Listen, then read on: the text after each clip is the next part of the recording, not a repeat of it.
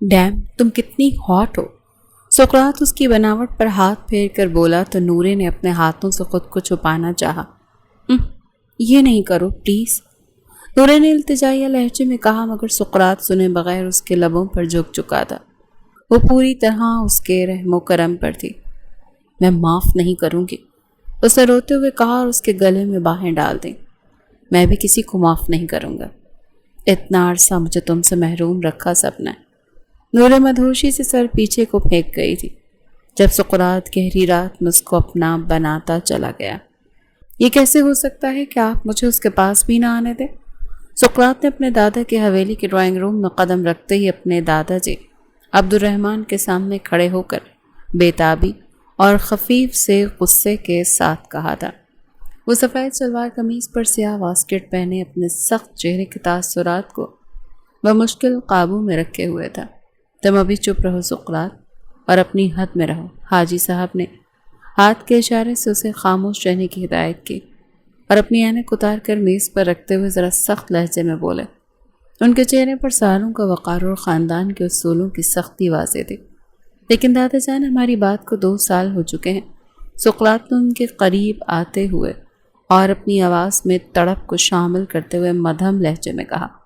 वह अपने dark brown बालों में हाथ फेरते हुए दादा की कुर्सी के बिल्कुल सामने आकर खड़ा हो गया था।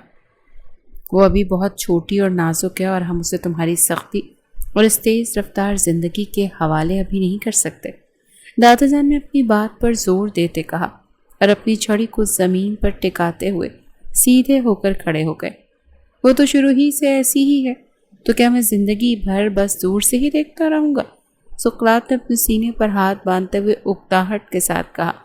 उसके माथे पर सेकंडों में बल पड़ गए थे और वो खिड़की की तरफ मुंह करके बाहर बाग की तरफ देखने लगा। जब वक्त सही आएगा तो सब हो जाएगा, फिलहाल तुम अपने बिजनेस पर ध्यान दो। दादा ने हतमी अंदाज में बात खत्म करते हुए चाय का कप उठाया और घूंट भरने लगे। मुझे अपने काम से ज़्यादा उसकी फिक्र रहती है और आप सबने उसे शीशे की गुड़िया की तरह छुपा कर रखा हुआ है। सुकरात ने खुद से बड़बड़ाते हुए कदम मोड़ लिए और ड्राइंग रूम से बाहर की तरफ निकल गया। उसके कदमों की चाप पूरे पोर्च तक सुनाई दे रही थी जहां उसकी स्याह गाड़ी पार्क थी। सुनो नूरे, जरा इधर तो आओ। उसी वक्त हवेली के बैल्कनी में खड़ी नूरे की बड़ी ताई अम्मा ने सहन में तितलियों के पीछे भागती नूरे को पुकारा। उसके हाथ में फूलों की प्लेट थी और वो शफकत से उसे देख रही थी। जी ताई अम्मा, मैं बस अभी आई। नूरे ने अपनी गुलाबी फ्रॉक के घेरे को संभालते हुए मासूमियत और चहकती हुई आवाज़ में जवाब दिया। उसके घने बाल पीठ पर खुले हुए थे और चेहरे पर बेसाख्ता सी मुस्कुराहट थी। तुम्हें कितनी बार कहा है धूप में यूं मत भागो, तुम्हारी रंगत सुर्ख हो रही है। तायम्मा ने उसके पास पहुंचकर उसके माथे से पसीना अपने दुपट्टे से साफ करते बड़े प्यार भरे लहजे में कहा। तायम्मा, मैं तो बस इन फूलों को देख रही थी जो आज सुबह ही खिले हैं। नूरे ने उनके गले में बाहें डालते हुए लाडली आवाज़ में कहा। वह अपने छोटे से चेहरे पर मासूम खुशी सजाए उनके साथ लिपट गई थी। चलो अंदर चलो, तुम्हारे लिए दूध का ग्लास रखा है। तायम्मा ने उसे प्यार से डांटते हुए अंदर की तरफ बढ़ाया। मुझे नहीं पीना दूध, इसे पिलाने के बाद आप हमेशा मुझे बच्ची समझकर रूम में बंद कर देती हैं। नूरे ने मुंह बनाते हुए और पाँव पटकते हुए कहा। वो सीढ़ियों की तरफ बढ़ी तो सामने से सुकरात को ऊपर आते देखा। क्या हुआ है, तुम इतनी ज़ोर से पाँव क्यों पटक रहे हो? सुकरात ने उसके सामने आते ही अपनी राह रोकते ज़रा संजीदा और तहकुमाना अंदाज में पूछा। उसकी नज़रें नूरे के मासूम और सुर्ख होते चेहरे पर जम गई थी। आपको इससे क्या लेना देना? आप तो वैसे भी मुझसे बात नहीं करते। नूरे ने अपनी आंखें मटकाते हुए साइड से निकलने की कोशिश करते हुए कहा। उसका लहजा हल्का सा ज़िद्दी और खफा था। मैं बात नहीं करता या तुम मुझे देखते ही भाग जाती हो। सुकरात ने उसकी नाजुक कलाई को छुए बगैर उसके सामने अपना हाथ हायल करते हुए आबरू उठाते साथ कहा। उसका दिल चाह रहा था कि वो उसे अपना करीब कर ले, लेकिन हवेली के सख्त उसूल उसके रास्ते की दीवार थे। आप बस हमेशा मुझ पर गुस्सा ही करते रहते हैं। जब मैं आपकी बात का बुरा मान कर रोने लगती हूँ तो फिर सब मुझे कहते हैं कि मैं नाजुक हूँ। नूरे ने गुस्से से अपनी बिफरी हुई सांसों को संभालते हुए कहा। उसकी काली आंखों में नमी तैरने लगी थी। मैं गुस्सा नहीं करता नूरे, लेकिन तुम भी तो कोई ढंग से काम नहीं करती। सुकरात ने अपनी आवाज़ को बेहद नर्म बनाते हुए اس کے بالکل قریب جھک کر کہا۔ اس کی سانسوں کی گرمائش نورے کے گالوں تک پہنچ رہے تھے۔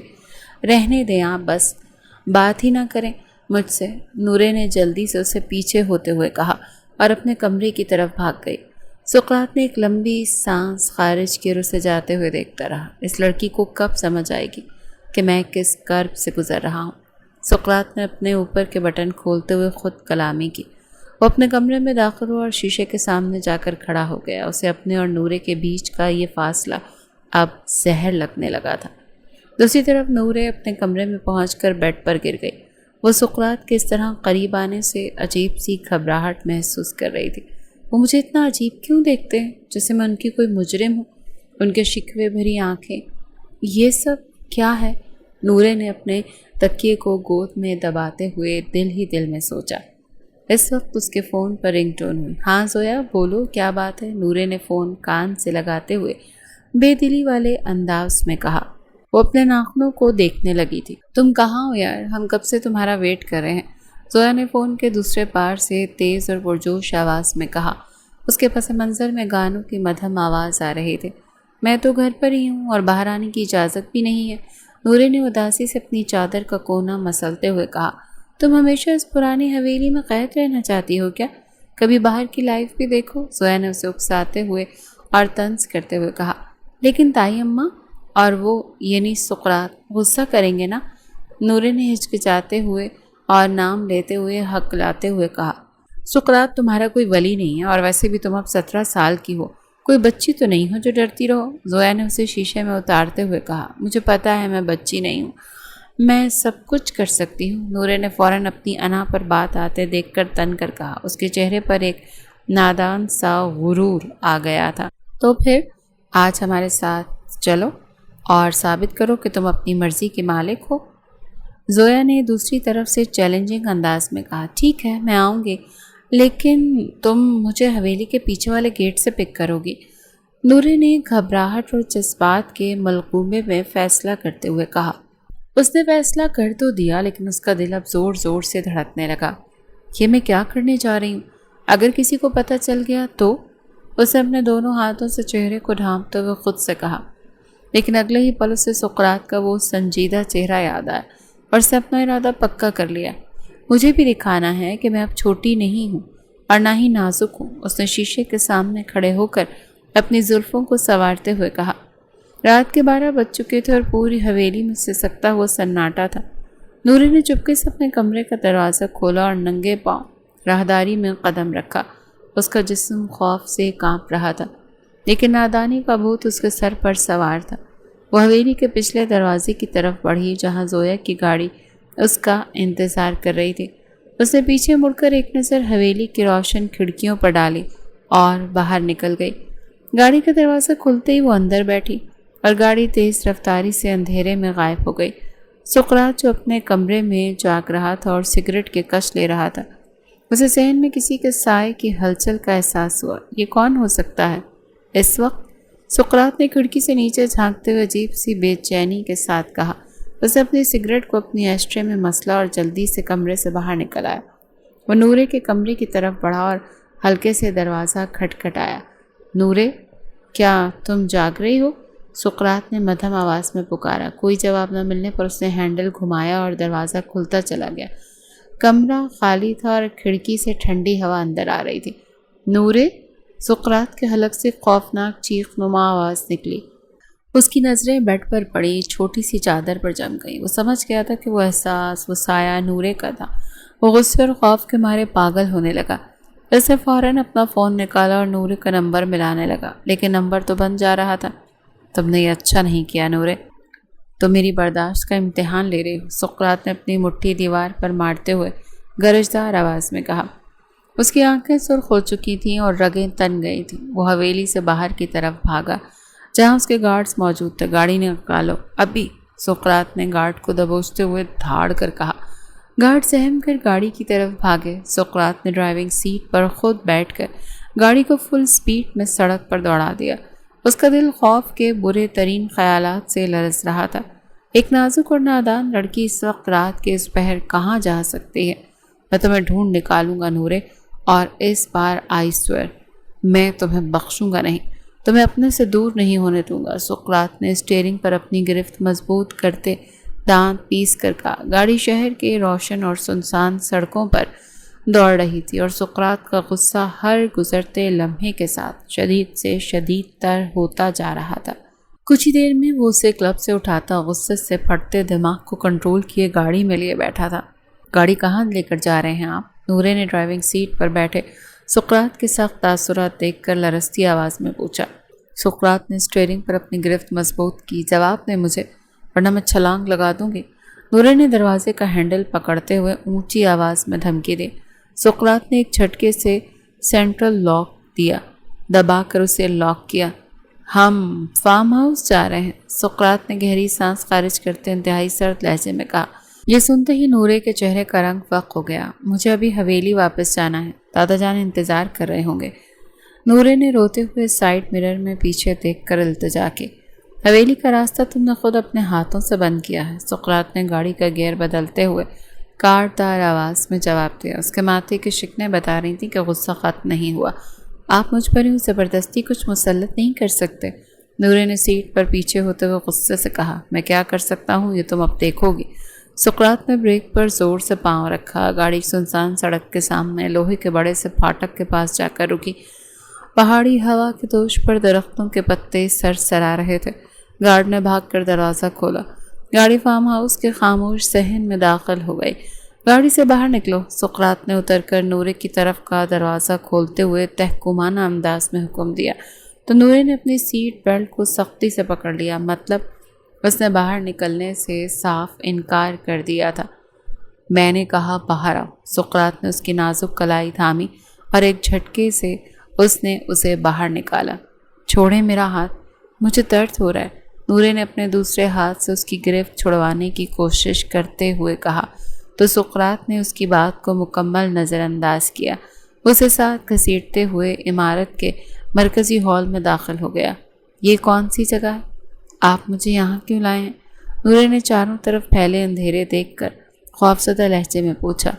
یہ وہ جگہ ہے جہاں تم سے تمہاری نادانی کا حساب لیا جائے گا، سقراط نے ہال کی روشنی آن کرتے ہوئے تلخ مسکراہٹ کے ساتھ کہا۔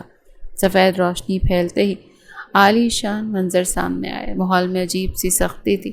آپ کا کوئی حق نہیں بنتا میرے ساتھ یہ سلوک کرنے کا، نورے نے اپنے آنسو صاف کرتے ہوئے چیخ کر کہا۔ میرا نکاح ہوا ہے تم سے، ہر حق ہے میرا۔ سقراط نے اس کے بالکل قریب آ کر اس کے شانے دبوچتے ہوئے دبی ہوئی آواز میں اسے یاد دلایا۔ اس کا سانس نورے کے چہرے سے ٹکرا رہا تھا، اور وہ بس نام کا رشتہ ہے جو دادا نے بنایا تھا۔ کبھی احساس دلایا آپ نے اس رشتے کا؟ نورے نے اس کے سینے پر ہاتھ رکھ کر اسے پیچھے دھکیلنے کی ناکام کوشش کرتے ہوئے کہا۔ اوہ، تو مطلب اس رشتے کی حدیں توڑنے کے لیے ہی تم کلب میں گئی تھی؟ سقراط نے اس کی ٹھوڑی کو اپنے ایک ہاتھ سے جکڑتے ہوئے غضبناک لہجے میں پوچھا۔ اس کی انگلیوں کا دباؤ نورے کو اپنے گالوں پر محسوس ہو رہا تھا۔ میں تو بس اپنے دوستوں کے ساتھ گئی تھی، مجھے نہیں معلوم تھا وہاں کیا ہوگا۔ نورے نے ہچکیوں کے درمیان صفائی دینے کی کوشش کی۔ تم 17 سال کی ہو لیکن عقل نام کی کوئی چیز نہیں ہے تم میں۔ سقراط نے اسے چھوڑتے ہوئے غصے میں قدم بڑھائے۔ آپ مجھے اس طرح سے ذلیل نہیں کر سکتے، نورے نے صوفے کا سہارا لیتے ٹوٹے ہوئے لہجے میں کہا۔ ضلالت تو تم خود اپنے لیے لے کر آئی ہو، اس جگہ جا کر جہاں شریف لڑکیاں قدم بھی نہیں رکھتی ہیں۔ سقراط نے ایک شیشے کا گلاس میز پر پٹکتے ہوئے کہا۔ اس کی گونج سے نورے اچھل پڑی۔ مجھے گھر جانا ہے، پلیز مجھے جانے دیں۔ نورے نے اس کے سامنے ہاتھ جوڑتے ہوئے گڑ گڑا کر منت کی۔ تم اب کہیں نہیں جاؤ گی جب تک مجھے تمہاری اس حرکت کی وجہ معلوم نہیں ہو جاتی۔ سقراط نے اس کے پاس آ کر اس کا فون اس کے ہاتھ سے جھپٹتے ہوئے کہا۔ میرا فون واپس دے، نورے نے لپک کر اس سے چھیننے کی کوشش کی تو سقراط نے فون اپنی جیب میں ڈالا۔ اس نے اس کا راستہ روک کر کھڑے ہوتے ہوئے سخت تاثرات بنائے۔ آپ بہت برے ہیں، میں آپ سے نفرت کرتی ہوں، نورے نے اس کے سینے پر اپنے چھوٹے ہاتھوں سے مکہ مارتے ہوئے کہا۔ نفرت کرو یا محبت، اب تم میری قید میں ہو۔ سقراط نے اس کے دونوں ہاتھ پکڑ کر اس کی پیٹھ کے پیچھے باندھتے ہوئے اس کی آنکھوں میں آنکھیں ڈال کر کہا۔ اس کی آواز میں ایک عجیب سا اثر تھا جو نورے کو اندر تک کپ کپا گیا۔ آپ میرے ساتھ ایسا نہیں کر سکتے، دادا جان کو پتہ چلا تو وہ آپ کو کبھی معاف نہیں کریں گے۔ نورے نے خوف سے کانپتی آواز میں دھمکی دی۔ دادا جان کو بتانے کا موقع تو تب ملے گا جب تم یہاں سے باہر نکل پاؤ گی، سقراط نے جھک کر اس کے کان کے پاس انتہائی مدھم لہجے میں کہا تو اس کی سانسوں کی گرمی نورے کو اپنے جسم میں اترتی ہوئی محسوس ہوئی۔ مجھے ڈر لگ رہا ہے سقراط، نورے نے پہلی بار اسے نام سے پکارتے ہوئے معصومیت سے کہا تو اس کی آنکھوں سے بہتے آنسو اس کی گالوں کو بھگو رہے تھے۔ ڈرنا بھی چاہیے، تم نے اپنے شوہر کے صبر کا امتحان لیا ہے۔ سقراط نے اپنے ہاتھ سے اس کا ایک آنسو صاف کرتے نرم لیکن پراسرار لہجے میں کہا۔ اس کا لمس نورے کے نازک گال پر آگ کی طرح محسوس ہوا۔ آپ ہٹیں میرے پاس سے۔ نورے نے پیچھے ہٹنے کی کوشش کی، پیچھے دیوار تھے۔ اب ہٹنے کا وقت تو گزر چکا ہے نورے۔ سقراط نے اپنے دونوں ہاتھ اس کے گرد دیوار پر ٹکاتے ہوئے اسے اپنے وجود کی قید میں لیتے ہوئے کہا۔ اس کی سیاہ آنکھوں میں نورے کو اپنا آپ ڈوبتا ہوا محسوس ہوا۔ تم نے کہا تھا نا کہ تم اب بچی نہیں ہو، پھر ثابت کرو۔ سقراط نے اس کے لبوں کے بالکل قریب ہو کر مدہوش آواز میں کہا تو نورے کا دل اتنی تیز رفتاری سے دھڑک رہا تھا کہ اس سے لگا اس کا سینہ ہی پھٹ جائے گا۔ کیا مطلب؟ وہ آنکھیں کھولے اسے دیکھ رہی تھی۔ کس می بیبی، اس نے نورے کے لبوں کے قریب لب لاتے کہا تو نورے کی آنکھیں باہر کو ابلی، آنسو آنکھوں سے رواں ہوئے۔ گندے ہیں آپ، ہٹیں۔ نورے نے روتے ہوئے اس کے لبوں پر تھپڑ مارا۔ میری گندگی دیکھی کہاں ہے ابھی تم نے؟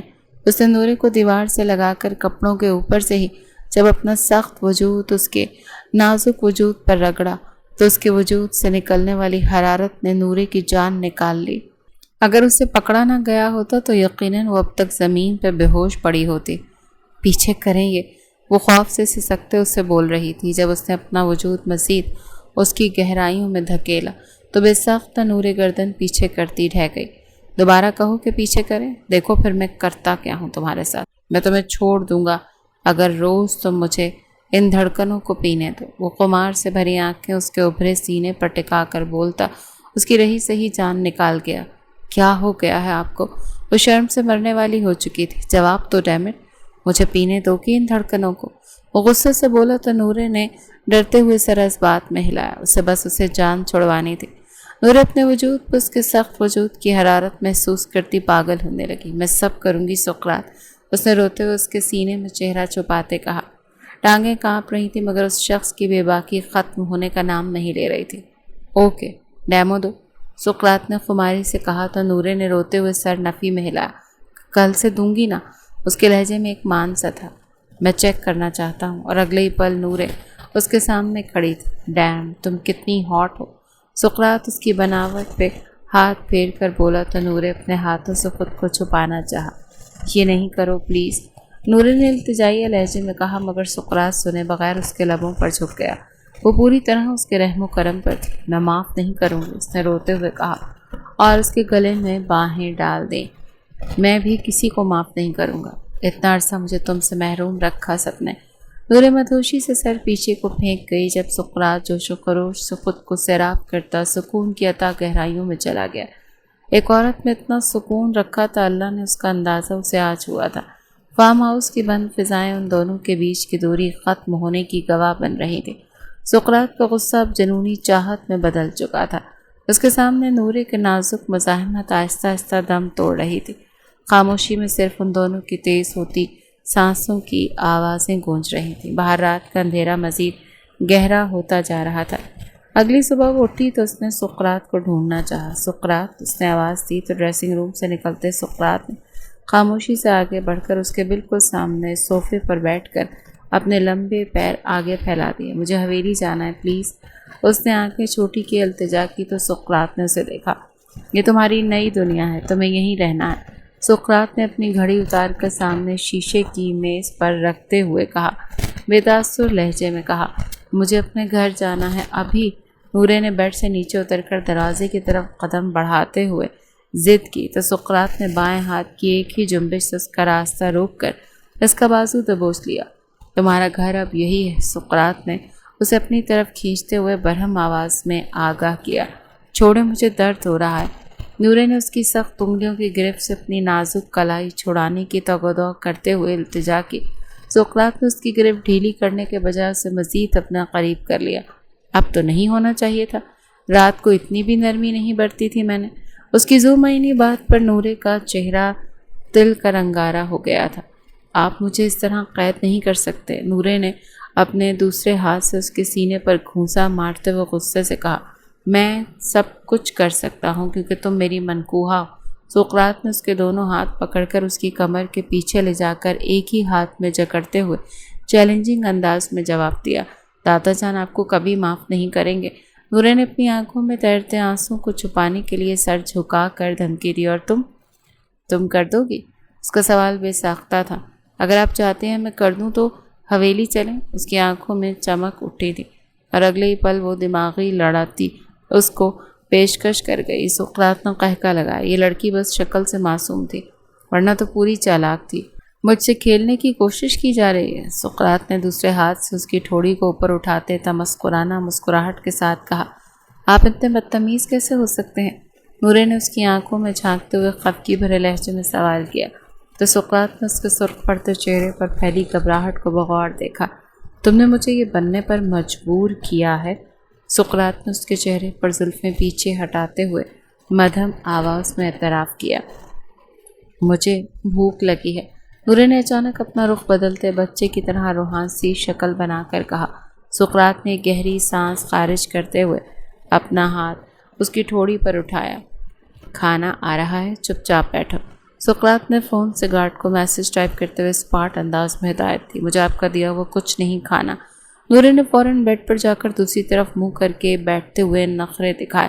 سقراط نے فون جیب میں رکھا اور قدم اٹھاتا وہ اس کے بالکل سامنے آ کر کھڑا ہو گیا۔ خود کھاؤ گی یا میں اپنے طریقے سے کھلاؤں؟ سقراط نے اس کے سر پر منڈلاتے ہوئے دھمکی آمیز لہجے میں پوچھا تو نورے نے اس کا چہرہ دیکھ کر جلدی سے اپنی گردن اس بات میں ہلا دی۔ اسی وقت دروازے پر دستک ہوئی اور گارڈ نے کھانے کی ٹرے میز پر رکھ کر خاموشی سے قدم باہر نکالے۔ اٹھو اور یہاں آؤ۔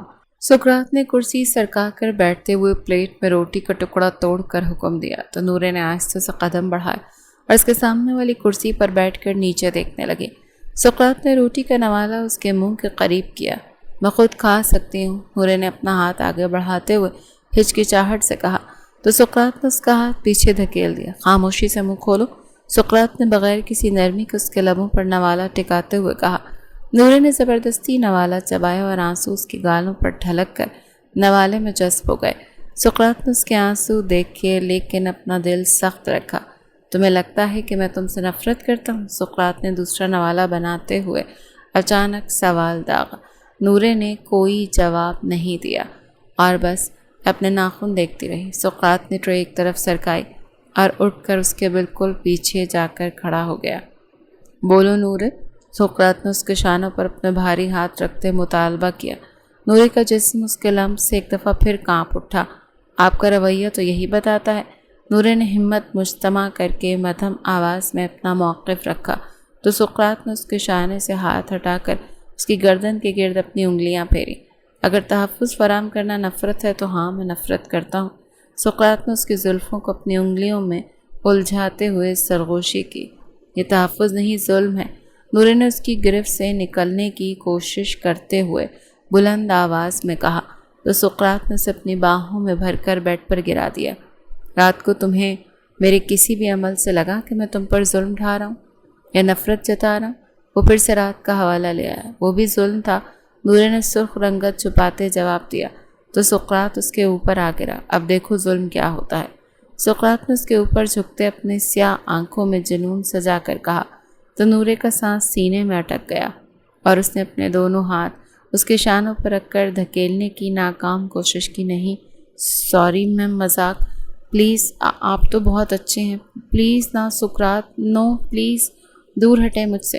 نورے نے ڈر کر اس کو پیچھے ہٹاتے ایک ساتھ کئی التجائیں کر ڈالیں جبکہ سقراط اس کی گردن میں منہ چھپاتا دانتوں کے نشان چھوڑتا جا رہا تھا۔ سقراط نے اس کے دونوں ہاتھوں کو بیڈ پر دونوں طرف پن کر دیا۔ تم میری ہو اور میں تم سے بے حد محبت کرتا ہوں اور یہ بات تمہیں ماننی پڑے گی۔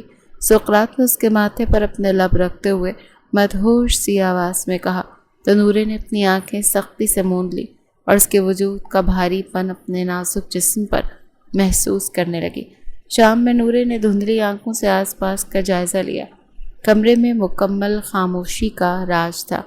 سقراط سامنے کاؤچ پر سویا ہوا تھا، اس کا ایک ہاتھ ماتھے پر رکھا تھا۔ نورے نے آہستہ سے بستر سے قدم نیچے اتارے، اسے ننگے پاؤں دروازے کی سمت بڑھنا شروع کیا۔ وہ کوئی آہٹ کیے بغیر باہر نکلنا چاہتی تھی۔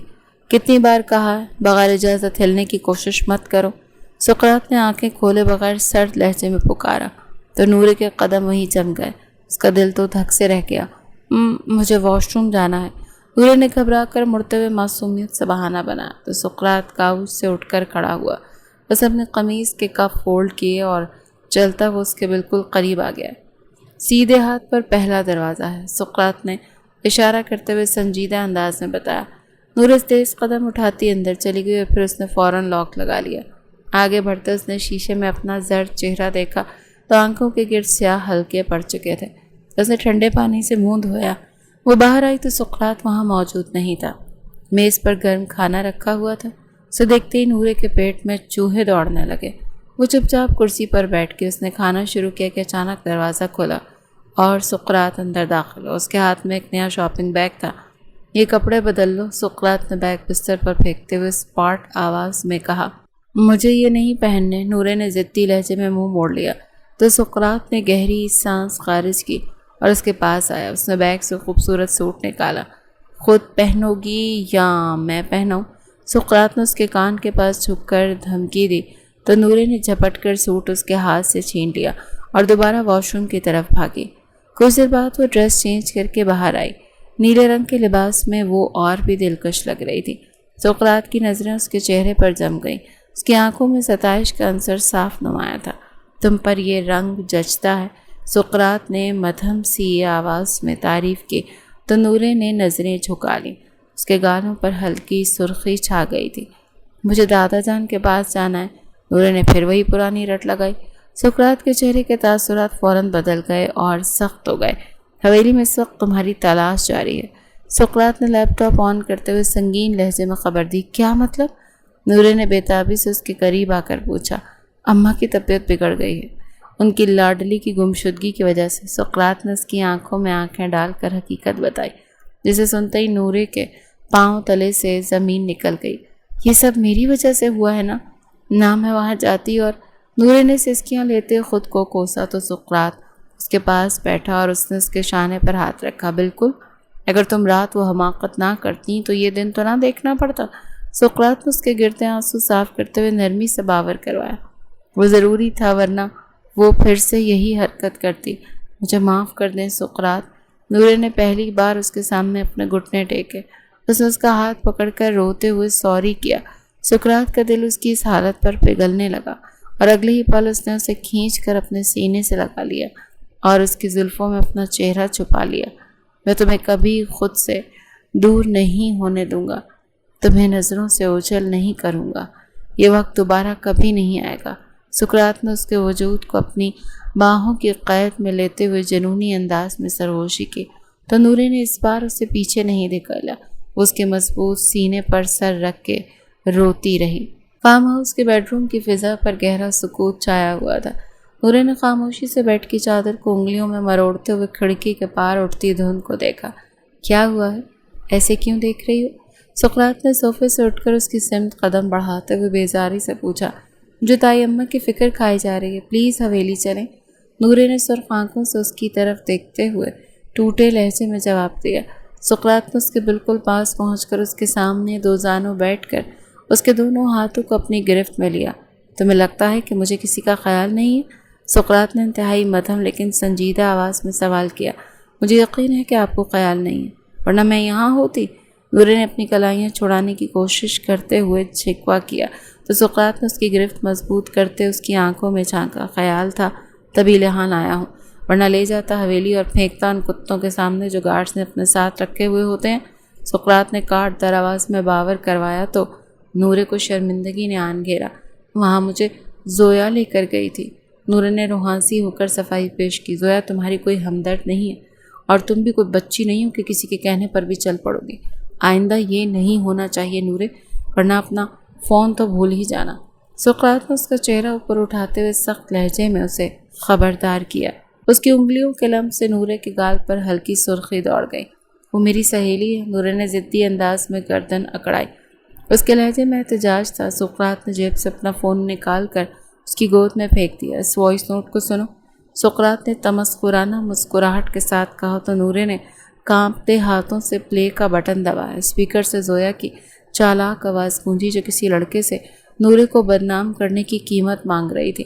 نورے کے ہاتھ سے فون چھوٹ کر قالین پر گر گیا۔ اس کے پاؤں تلے سے زمین نکل گئی۔ کیا ہوا؟ پسند نہیں آئی اپنی سہیلی کی آواز؟ سقراط نے فون واپس اٹھاتے سرد لہجے میں پوچھا تو نورے اور شرمندگی سے اپنی آنکھیں بند کر لیں۔ وہ سمجھ گئی تھی کہ یہ لڑکا کون تھا۔ یہ وہی لڑکا تھا جس کو نورے نے ریجیکٹ کیا تھا۔ کیا ہو گیا ہے آج کل کے مردوں کو؟ ایک ریجیکشن کو انا کا مسئلہ بنا کر عزتوں تک کیوں آ جاتے ہیں کہ اپنے لیے فیصلہ لینا بھی کوئی جرم بن چکا ہے؟ اس نے آنکھیں میچ کر اذیت سے سوچا اور اگلے ہی سقراط کے طرف دیکھتے اس کے ہاتھ تھامے مجھے معاف کر دیں۔ نورے نے ہچکی لیتے ہوئے التجا کی تو سقراط نے گہری سانس خارج کی۔ اس نے آگے بڑھ کر اسے باہوں میں بھر لیا۔ سقراط کا مضبوط وجود اس کے گرد سائے کی طرح پھیل گیا تھا۔ تمہاری نادانی تمہیں تباہ کر دیتی نورے۔ سقراط نے اس کے بالوں میں اپنا چہرہ چھپاتے مدھم آواز میں سرگوشی کی۔ آپ نے مجھے کیوں بچایا؟ نورے نے اس کے سینے پر اپنا ماتھا ٹکاتے نرم آواز میں دریافت کیا تو سقراط نے اس کا چہرہ ہاتھوں کے پیالے میں بھرا۔ کیونکہ تم میری روح کا حصہ ہو، تمہارے لیے تو میں لاشیں بچھا سکتا ہوں اور بچھانے والا بھی ہوں۔ سقراط نے اس کے لبوں کے بالکل قریب ہو کر اپنے جذبات کا اعتراف کیا۔ آخری بات اس نے دل میں کہی تھی۔ نورے کا دل تیز رفتاری سے دھڑکنے لگا۔ اس نے پہلی بار سقراط کی آنکھوں میں غصے کے بجائے پناہ دیکھی تھی، وہ پناہ جو آج سے پہلے کبھی نہیں دیکھی تھی۔ کیا ہم گھر واپس چلیں؟ نورے نے اس کی قمیص کو گرفت میں لیتے ہوئے آواز بھرے لہجے میں پوچھا۔ صلح صفائی کے بعد وہ اصل مدعے کی طرف آئے تو سقراط نے تعصب سے سر نفی میں ہلا کر اس کے ماتھے پر اپنے لب رکھے۔ پہلے مجھے ان سب حسابوں کو برابر کرنا ہے جنہوں نے تم پر نظر ڈالی۔ سقراط نے کچھ سوچتے ہوئے اٹل لہجے میں کہتے اس کی کمر کے گرد اپنی باہوں کو کسا تو نورے نے بھی اپنے آپ کو اس کے حوالے کر دیا۔ کمرے کی فضائیں ان دونوں کے بدلتے رشتے اور ٹوٹتی دوریوں کی خاموش گواہ بن گئی تھی۔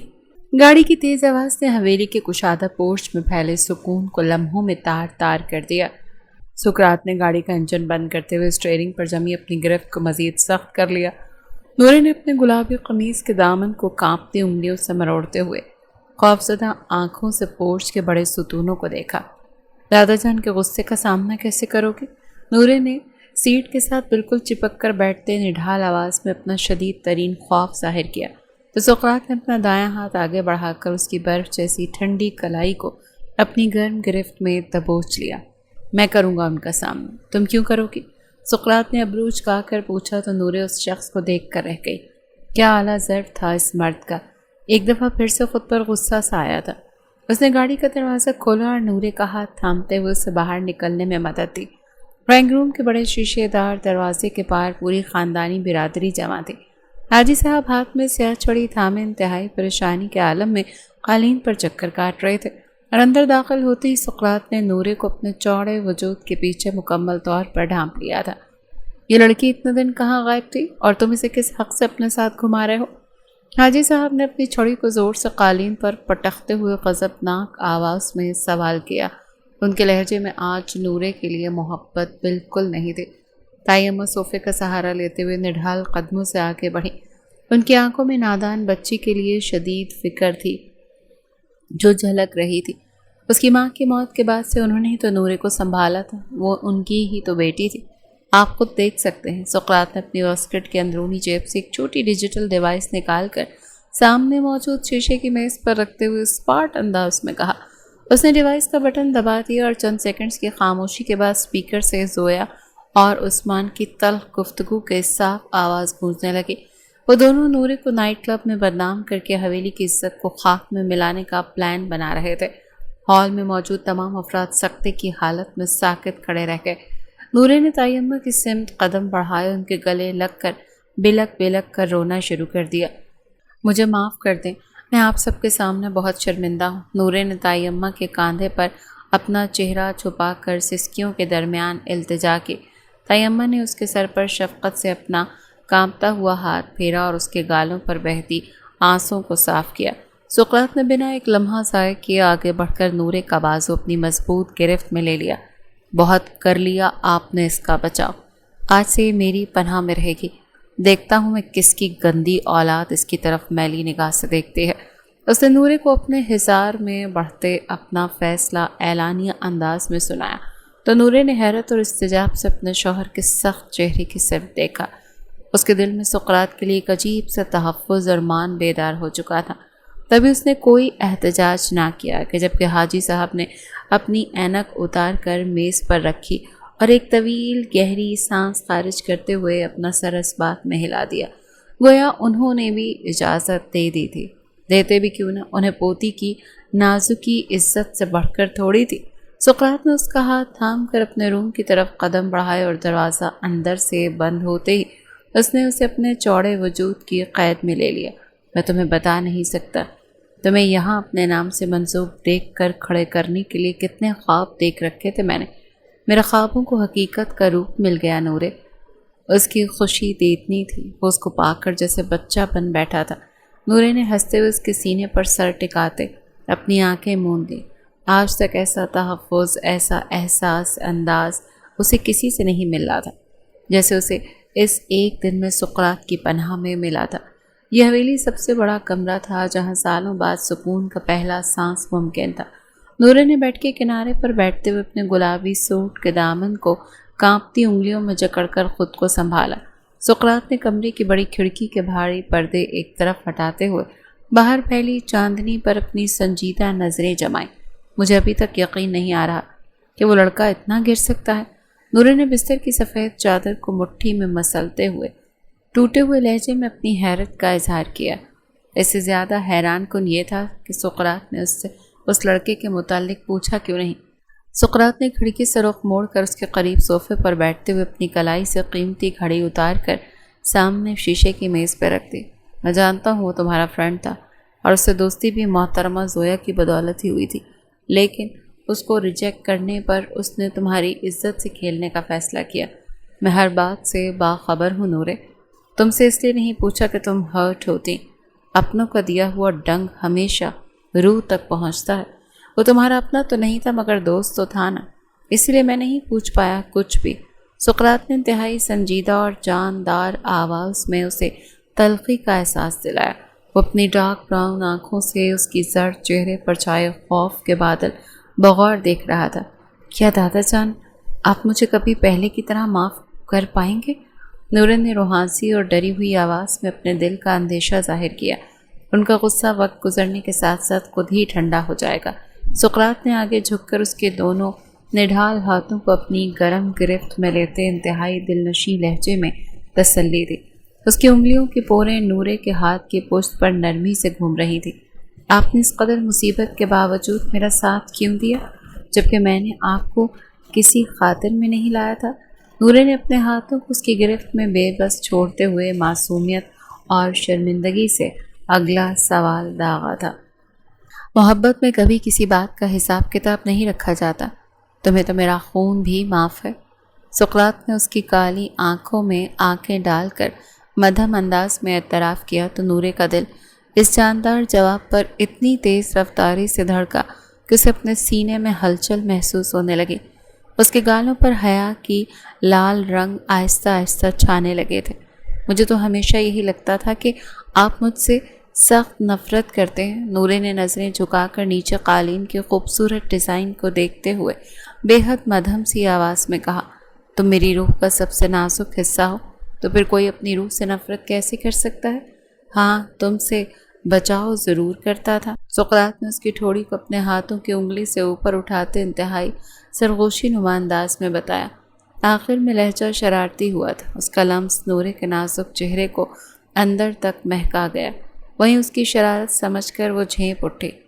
ताई अम्मा कैसी हैं? उसने बात बदलने की कोशिश की। वह बिल्कुल बेहतर है, फिर भी दवा लेकर सो चुकी हैं। सुकरात ने उसके चेहरे पर गिरती जुल्फ़ों की लट को पीछे धकेलते हुए सुकून बख्श लहजे में जवाब दिया। उसकी गर्म सांसें नूरे की पेशानी को छू रही थीं। मुझे अपने पास बैठने दें कुछ देर के लिए। उसे लिए बेड पर जाने लगा तो नूरे ने बेसाख्त उसकी कमीज़ का कोना पकड़कर बच्चगाना सी इल्तिजा की, سقراط نے ایک طویل گہری سانس خارج کرتے ہوئے بیٹھ کے بجائے صوفے کی طرف بڑھتے اسے اپنے ساتھ بٹھا لیا۔ اس نے اپنا مضبوط بازو اس کے گرد پھیلا کر اسے اپنے وجود کے حصار میں لے لیا۔ میری قربت سے اتنا ڈر؟ سقراط نے اس کے ماتھے پر اپنے لب رکھتے ہوئے جنونی انداز میں سرگوشی کی تو نورے نے اپنے دونوں ہاتھ اس کے چوڑے شانے پر رکھے۔ اس نے اپنا سر اس کے سینے پر ٹکایا۔ ڈر تو نہیں، کہیں شرم آتی ہے بس۔ اس کے دل کی دھڑکنیں اب معمول پر آ رہی تھیں۔ اس کمرے میں سالوں سے قائم فاصلے، ہر قسم کا ڈر اب مکمل طور پر دم توڑ رہے تھے۔ باہر ہوا کے دوش پر رات کی تنہائی اور سناٹا حویلی کے در و دیوار کو گھیرے ہوئے تھا۔ ان دونوں کا وجود ایک دوسرے کی پناہ میں خود کو محفوظ کر رہا تھا۔ سقراط نے اس کا چہرہ اپنے دونوں ہاتھوں کے پیالے میں اٹھایا۔ بائی دا وے، زویا نے ایسا کیا کہا کہ تم بنا کچھ سوچے چل پڑی؟ سقراط نے اس کی آنکھوں میں جھانکتے ہوئے ذرا سنجیدہ لہجے میں وجہ پوچھی۔ مجھے لگا تھا کہ میں سب کے سامنے خود کو بڑا ثابت کروں گی۔ نورے نے اپنے نچلے لب کو دانتوں تلے دباتے ہوئے شرمندگی سے اقرار کیا۔ تمہاری ایک چھوٹی سی نادانی سب کچھ تباہ کر سکتی تھی۔ تم نے خود کو بڑا ثابت کرنا تھا تو مجھے بتانا تھا، میں اپنے طریقے سے چیک کرتا تم ہوئی ہو بڑی یا نہیں۔ اس نے مقابل کی دھڑکنوں پر انگلیوں کا لمس چھوڑتے ہوئے ماحول کا تناؤ کم کرنے کو کہا۔ تنورے نے جھک کر اس کے کاندھے میں اپنا چہرہ چھپایا۔ مجھے اب اپنی اس بے وقوفی پر شدید پچھتاوا ہو رہا ہے۔ نورے نے اس کے سینے پر اپنی انگلیاں پھیرتے ہوئے آہستہ سے اعتراف کیا تو سقراط کے چہرے پر پہلی بار ایک نرم سی مسکراہٹ ابھری۔ پچھتاوا ہی تمہیں ایک سمجھدار انسان بنائے گا میری جان، سقراط نے اس کے سرخ گالوں کو اپنی انگلی سے چھوتے پیار بھرے لہجے میں کہا۔ نورے نے اس کی مسکراہٹ دیکھی، اس کے اندر کا سارا ڈر لمحوں میں غائب ہو گیا۔ کیا آپ اب مجھے کبھی اکیلا نہیں چھوڑیں گے؟ نورے نے اس کی آنکھوں میں دیکھتے آنکھیں اٹھائے سوال کیا۔ کبھی نہیں، سقراط نے اس کو مان بخشا۔ فارم ہاؤس جائیں گے کیا ہم؟ اس نے ایک اور سوال داغا تو سقراط مسکرا دیا۔ بالکل جائیں گے، وہ جگہ ہماری خوبصورت یادوں کا حصہ بنے گی۔ سقراط نے اس کے کان کے پاس جھک کر گمبھیر آواز میں جواب دیا تو اس کا لمس نورے کے نازک وجود میں سنسنی پھیلا گیا۔ نورے نے ہچکچاتے ہوئے اس کے گلے میں اپنی باہیں ڈال دیں اور اپنا چہرہ اس کی گردن میں چھپا لیا۔ سقراط نے اس کی کمر کے گرد اپنی گرفت مضبوط کرتے ہوئے اسے اپنے ساتھ بالکل قریب کر لیا۔ کمرے میں چلتی ہوئی مدھم زرد روشنی ان دونوں کے چہروں پر عجیب سا روپ بخش رہی تھی۔ سقراط نے اس کے لبوں کے پاس جا کر اپنی سانسیں روک لیں، جیسے دیکھتے نورے نے خاموشی سے اپنی آنکھیں موند لیں۔ اس کو یوں آنکھیں بند کرتے دیکھ اس کے لبوں پر جھک کر استحقاق سے پھول کھلاتا اسے اپنی اور اس کی نئی دنیا میں لے گیا، جہاں بس وہ دونوں تھے اور ان کی اٹوٹ محبت جس نے ان دونوں کو ہر دکھ بھلا دیا تھا۔ ان کے درمیان موجود آخری ہچکچاہٹ بھی اس خاموش رات کے اندھیرے میں پگھل کر اب ختم ہو چکی تھی۔ اگلی صبح کی پہلی سنہری کرن سے چھن کر سیدھی بستر پر پڑی تو نورے نے آہستہ سے اپنی آنکھیں کھولیں۔ اس نے خود کو سقراط کی مضبوط باہوں کے حصار میں پایا۔ سقراط اب بھی انتہائی سکون سے سو رہا تھا۔ اس کا چہرہ بے حد پرسکون اور دلکش لگ رہا تھا۔ نورے نے ڈرتے اپنی انگلی سے اس کی گھنی مونچھوں اور چہرے کے خد و خال کو چھوا، جب سقراط نے اچانک اس کا ہاتھ پکڑ کر اپنے لبوں سے لگا لیا۔ چوری چھپے دیکھنا اچھی عادت نہیں ہوتی، سقراط نے آنکھیں کھولے بغیر اپنی بھاری اور روبدار آواز میں کہا تو نورے کا چہرہ شرم سے دمک اٹھا۔ اس نے اپنا ہاتھ چھڑانے کی ہلکی سی کوشش کی تو سقراط نے آنکھیں کھول کر اس کے شرمائے ہوئے چہرے کو دیکھا۔ اس نے اسے مزید اپنا قریب کر لیا۔ اب کہاں بھاگنے کا ارادہ ہے؟ سقراط نے اس کے گال پر اپنے لب رکھتے شرارت سے پوچھا۔ مجھے نیچے جانا ہے، سب انتظار کر رہے ہوں گے۔ نورے نے اس کے سینے پر ہاتھ رکھ کر دور ہونے کی کوشش کی۔ انہیں معلوم ہے کہ تم اب کہاں اور کس کے ساتھ ہو، نہیں کریں گے انتظار، سقراط نے اسے اپنی باہوں میں جکڑتے ہوئے بے نیازی سے کہا تو نورے نے اس کے ساتھ لپٹ کر ایک بار پھر اپنی آنکھیں بند کر لیں۔ اگر اس کا شوہر ابھی اس کی قربت چاہتا تھا تو وہ اسے دور نہیں کر سکتی تھی۔ صبح کے 10 بج رہے تھے اور نورے تیار ہو کر شیشے کے سامنے کھڑی اپنی زلفیں سنوار رہی تھی۔ سقراط پیچھے سے آیا اور اس نے اس کے شانے پر ہاتھ رکھا۔ ہم آج باہر جا رہے ہیں، سقراط نے شیشے میں اس کا عکس دیکھتے ہوئے پیار سے بتایا۔ ہم کہاں جا رہے ہیں؟ نورے نے مڑ کر پرجوش انداز میں پوچھا۔ جہاں تم کہو گی، سقراط نے اس کا ہاتھ تھام کر کمرے سے باہر قدم نکالا۔ حویلی کا ماحول اب پوری طرح سے بدل چکا تھا۔ اس کے چہروں پر اطمینان اور خوشی کے تاثرات واضح تھے۔ حاجی صاحب نے ڈرائنگ روم میں بیٹھ کر ان دونوں کو ایک ساتھ دیکھا تو انہوں نے سقراط کو اپنے پاس بلا لیا۔ تم نے ثابت کر دیا کہ تم واقعی ایک مرد ہو، مجھے فخر ہے تم پر۔ تم نے ہمارا مان رکھ کر اتنے سال اپنی ہی منقوہ سے لا تعلقی برتے۔ حاجی صاحب نے سقراط کے شانے پر تھپکی دیتے فخر سے کہا تو نورے نے آگے بڑھ کر دادا کے سینے پہ سر ٹکایا۔ میں بھی آپ کی ہی پوتی ہوں، تھوڑا مجھ پر بھی نظر کرم کریں، اس نے اپنے ازلی معصوم لہجے میں کہا تو حاجی صاحب نے ہنستے ہوئے اس کے سر پر تھپکیاں دے دیں۔ صبح کے 9 بج رہے تھے اور ناشتے کا ٹیبل ہلکی باتوں سے گونج رہا تھا۔ یہ لیں سقراط، نورے نے چائے کا کپ سقراط کی طرف بڑھاتے ہوئے کہا۔ جب اس کی نگاہوں کی لپک پہ اس نے اپنی نظریں جھکا لیں، سقراط نے کپ تھامتے اس کی انگلیوں کو ہلکا سا چھوا۔ تو آج صبح سے بہت خاموش ہو؟ سقراط نے چائے کا سپ لیتے ذرا توجہ سے پوچھا۔ تائی اماں نے نورے کی طرف دیکھتے ہوئے پیار سے مسکرایا۔ پگلی کچھ باتیں پوچھی ہیں تب سے شرما رہی ہے، تائی اماں نے ہاتھ سے اس کے سر پر تھپکی دیتے ہوئے کہا تو نورے کا چہرہ لمحوں میں گلابی ہو گیا۔ سقراط نے سمجھنے کے انداز میں سر ہلاتے لب دبائے۔ وہ سمجھ گیا کہ کیسی باتیں ہوئی ہوں گی، تبھی اس نے چمک بھری نگاہوں سے اپنی بیوی کو دیکھا جو اب بھی لال ہو رہی تھی۔ جبھی حاجی صاحب نے اخبار ایک طرف رکھتے اپنی اینک سنبھالی۔ آج شام ہم ایک چھوٹا سا فنکشن رکھ رہے ہیں تاکہ سب کو تمہاری باقاعدہ رخصتی کی خبر دی جا سکے۔ حاجی صاحب نے سنجیدہ انداز میں اسے خبردار کیا۔ نورے نے چونک کر سقراط کی سمت دیکھا۔ سقراط کے چہرے پر فتح اور اطمینان کی ایک گہری مسکراہٹ ابھر آئی تھی۔ کیا یہ فیصلہ کچھ زیادہ جلدی نہیں؟ نورے نے اپنے کپ کو دونوں ہاتھوں میں دباتے آہستہ سے جھجک ظاہر کی۔ جلدی کیسے نورے؟ ہم نے پہلے ہی بہت وقت ضائع کر دیا۔ سقراط نے کرسی سرکا کر اس کے بالکل پاس ہوتے ہوئے دبی آواز میں کہا تو اس کا بھاری لمس نورے کو اپنے کاندھے پر محسوس ہو رہا تھا۔ نورے نے چپ چاپ اپنا سر اس بات میں ہلا دیا۔ ناشتے کے بعد سقراط اسے لے کر حویلی کے اوپری بیڈ روم میں واپس آیا۔ تمہیں اس فنکشن سے کوئی اعتراض ہے؟ سقراط نے کمرے کا دروازہ اندر سے لاک کرتے سیدھا سوال پوچھا۔ مجھے اعتراض کیوں ہوگا؟ بس عجیب سا ڈر لگ رہا ہے۔ نورے نے ڈریسنگ ٹیبل کے سامنے کھڑے ہو کر اپنے بال سنوارتے ہوئے سچائی سے بتایا تو سقراط چلتا ہوا اس کے بالکل پیچھے آ کر کھڑا ہو گیا۔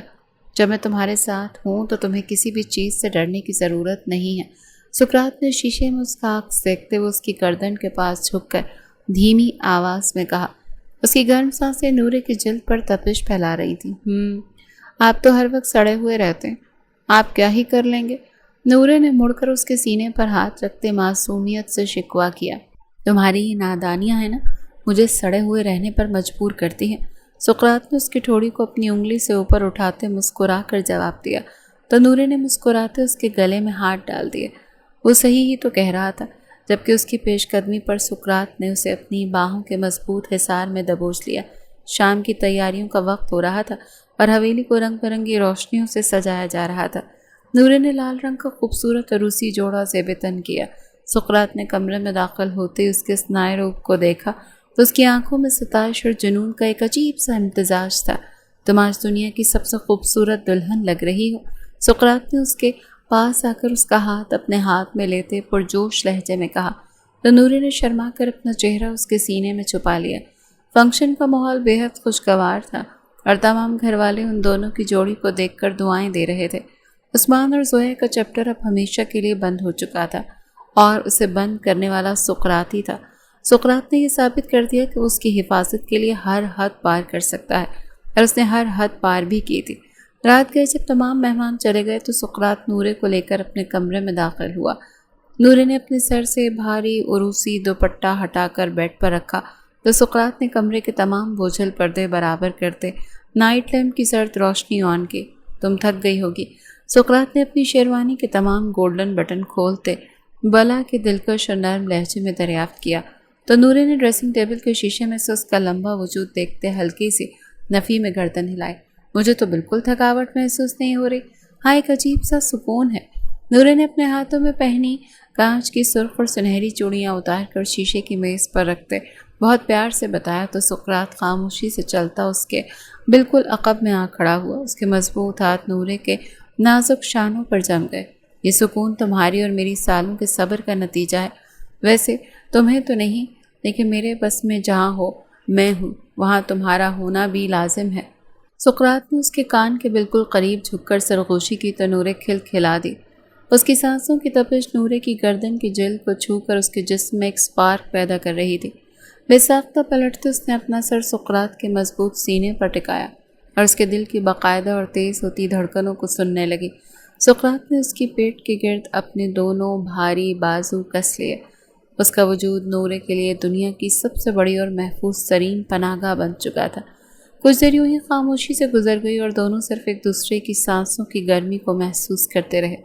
اب ہمیں اپنی نئی زندگی کے بارے میں سوچنا ہوگا، سقراط نے اس کا چہرہ تھوڑا اوپر اٹھاتے ہوئے اس کی آنکھوں میں جھانک کر کہا۔ نورے نے حیرت اور تجسس سے اپنے شوہر کو دیکھا۔ ہماری نئی زندگی؟ نورے نے اپنے ہچکچاتے لبوں سے وہی الفاظ دوبارہ دہرائے۔ ہاں، تمہیں اپنی پڑھائی بھی مکمل کرنی ہے اور ایک مضبوط انسان بننا ہے۔ سقراط نے اپنی زلفوں کی ایک لٹ کو سنوارتے سنجیدہ لیکن حوصلہ افزا لہجے میں یاد دلایا۔ مجھے لگا تھا آپ مجھے اب صرف حویلی میں رکھیں گے۔ نورے نے اپنے دماغ میں پلنے والی بات کا ذکر کرتے کھل کر اعتراف کیا۔ وہ تو خوشی تھی کہ پڑھائی سے جان چھوٹی۔ سقراط نے اس کی ٹھوڑی کو اپنی انگلی سے چٹکی میں بھرا۔ میں تمہیں قید نہیں رکھنا چاہتا تھا نورے، میں بس تمہیں غلط لوگوں سے محفوظ رکھنا چاہتا تھا۔ ایسا کیوں سوچا تم نے؟ سقراط نے اس کی آنکھوں میں دیکھ کر تھوڑا مدھم لہجے میں پوچھا تو نورے کو اپنے لفظوں کا احساس ہوا۔ کیونکہ میں کم عقل ہوں نا، مگر آپ ہیں نا دنیا کے سب سے اچھے شوہر اور عقل مند بھی۔ اس نے فوراً سے اپنے لفظوں کو مداوا کرتے اس کی بیرڈ پر اپنے لب رکھے اور اپنی چاہت کا اظہار کیا تو سقراط کی آنکھوں میں ایک جادوئی چمک ابھر آئی۔ اس نے نورے کو اپنی باہوں میں اٹھا کر بستر پر منتقل کیا اور اس کے اوپر جھکتے ہوئے نائٹ لیمپ کی زرد روشنی کو مزید مدھم کر دیا۔ اب فاصلوں کا کوئی دخل نہیں۔ سقراط نے اس کے لبوں کو بالکل قریب پہنچ کر اپنی سانسیں روکتے ہوئے کہا۔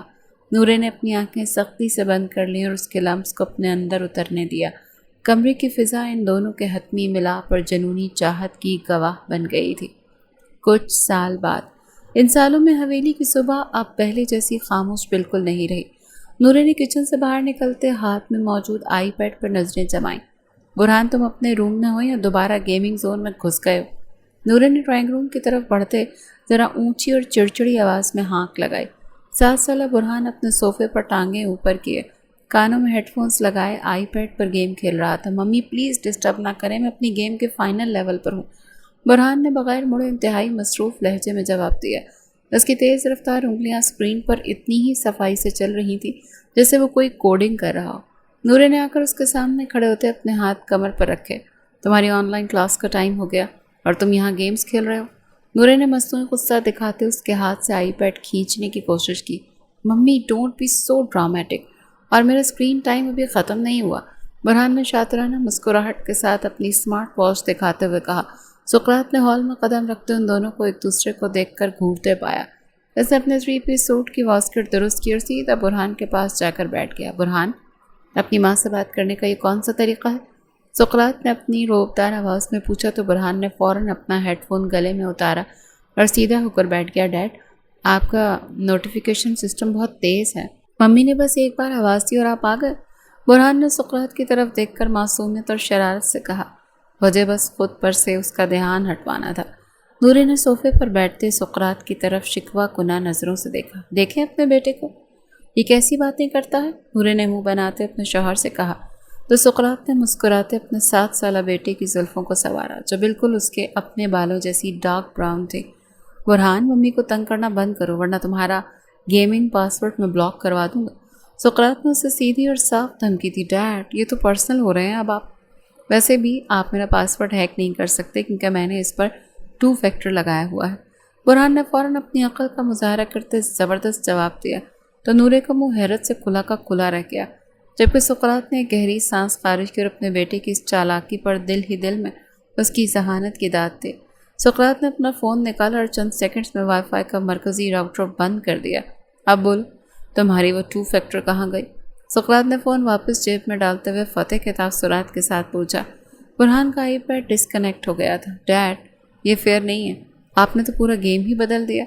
اس نے لاڈ سے اپنے باپ کے گلے میں باہیں ڈالتے اس کو پچکارنا چاہا، وجہ اسے مکھن لگا کر واپس سے وائی فائی تک رسائی حاصل کرنا تھا۔ نورے یہ منظر دیکھ کر بے ساختہ کھل کھلا کر ہنس پڑی۔ یہ بالکل آپ کی طرح ضدی اور چالاک ہے سقراط۔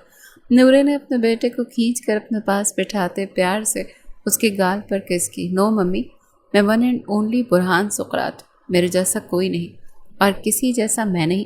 برہان نے اپنے گال صاف کرتے خفگی دکھائی۔ اس کی خفگی پر دونوں نے قہقہ لگاتے اسے اپنے مضبوط حصار میں لے لیا۔